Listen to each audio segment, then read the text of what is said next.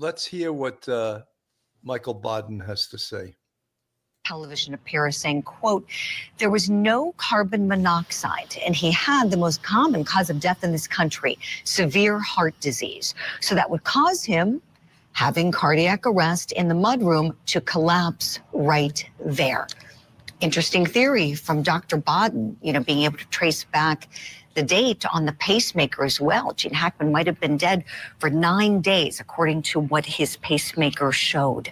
So what else are investigators going to dig into? Maybe the cell phones, perhaps? Boom. That, Bobby, and as we know, we are children of the 21st century. A cell phone comes into play in almost every single investigation that you're involved in. And right now, they have the cell phones, but they haven't been able to get into them yet. Yeah. We said last night, well, maybe they need the help of the FBI. Because remember when they had the cell phones of that, I think it was a terrorist organization. San Bernardino terrorists. Yes, and Apple wouldn't help them. In fact, don't ask the FBI because we couldn't do it either. We actually hired a hacker, I think, from Israel.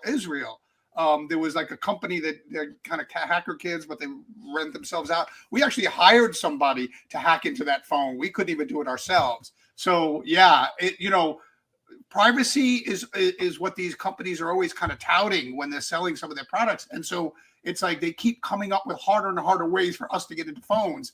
I mean, I got an new iPhone recently, and now I realize now you can actually, and I did. It's my brother. You can actually appoint someone who, if you die and your phone is frozen, like almost like a next of kin for your phone, they'll give that person the ability to get into your phone, and they'll give them your password or whatever. I don't know how they do it, but you can actually designate somebody now. That's interesting. In the event of your death, Apple knows that person, you've designated them, and you have to provide some kind of documentation. But I've done that, and that person gets your phone, and Apple gives them the ability to get into that phone. Bobby, even the whole concept of burner phones, someone that is using the airwaves, the Federal Communication Commission and the public owns the airwaves, but the FCC runs the airwaves. So you would think they could legislate that, oh no, you can't do that. You can't make burner phones. We have to know who you sold the phone to. Because my old boss, Jim Kallstrom, he was our assistant director in New York for many years. And he worked actually with Senator D'Amato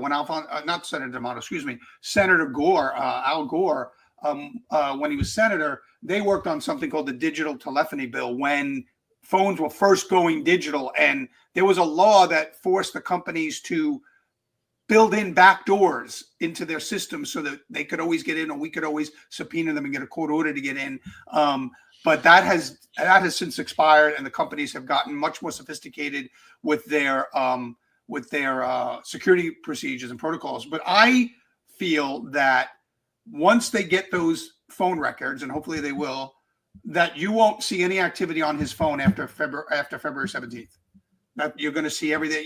He may be texting regularly with somebody, old pals or whatever, or family members or whatever, but I don't think you'll see any activity on either of their phones after that 17th date, because I think that's the date of death because of the activity on his pacemaker. So that will be a helpful kind of clue when you see, okay, the 17th is when the pacemaker had that event, so-called event, and then all of a sudden, no calls, no texts, no internet queries after the 17th. It all goes blank after the 17th of February.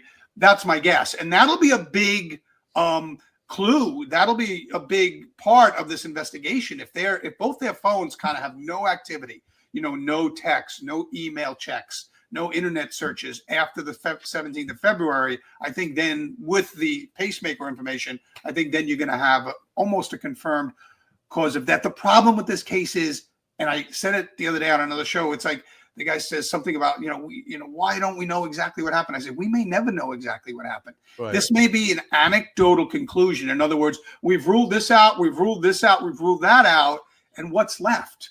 And so it may not be very pleasant for the public to digest, but that may be the kind of case this becomes. It's just, there is no smoking gun, if you will. There is no definitive way that you can prove the theories, but you can disprove a lot of other theories. And the more you can disprove, leaves only a few left that it could be. And I think that that's going to be the case. Unfortunately, that does leave the door open to the conspiracy theorists and the people that say it was this, it was that, because I don't think you'll ever really have a definitive conclusion. You'll have circumstantial evidence, stuff like that, but I don't think you're going to have like that one piece that shows everybody convincingly what happened.